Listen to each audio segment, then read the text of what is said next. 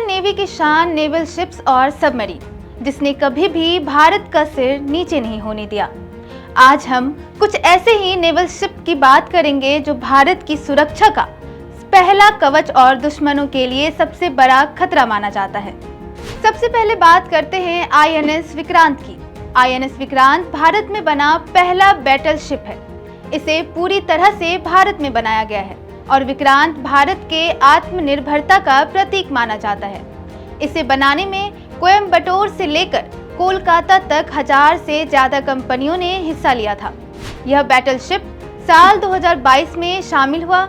इस शिप ने अभी तक किसी युद्ध में हिस्सा नहीं लिया, लेकिन जब समुद्री ट्रायल हुआ था उस दौरान तेज तूफान आया, जिसे इस जहाज ने इस तरह काटा जैसे इसे इसी के लिए बनाया गया हो।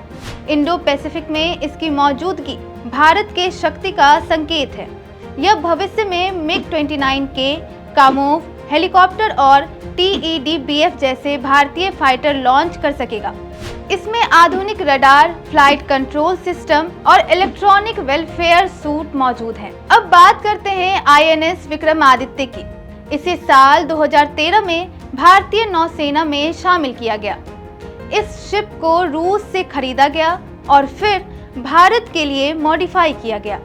इस शिप को कई बार दक्षिण चीन सागर और हिंद महासागर में पावर शो करने भेजा गया।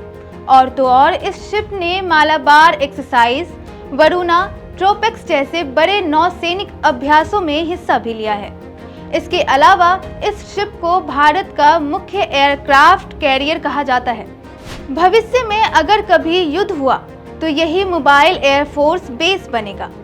INS विक्रमादित्य का वजन 45,000 टन है।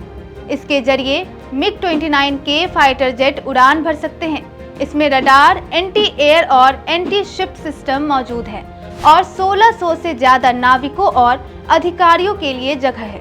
तीसरा है INS अरिहंत। यह भारत की पहली न्यूक्लियर बैलिस्टिक मिसाइल सबमरीन है। अरिहंत ने साल 2018 में अपना पहला डेटरेंस पेट्रोल पूरा किया। अगर भारत पर भविष्य में हमला हुआ तो भारत के पास समंदर से जवाब देने की ताकत रहेगी, क्योंकि इसे युद्ध शुरू होने से पहले ही दुश्मन को रोकने का हथियार कहा जाता है और इसे नो फर्स्ट स्ट्राइक पॉलिसी की रीढ़ कहा जाता है। इसकी सबसे खास बात है कि यह कई महीनों तक पानी के नीचे रह सकता है और उससे भी ज्यादा खास बात है कि इसकी आवाज इतनी धीमी होती है कि दुश्मन के लिए पकड़ पाना मुश्किल हो जाता है।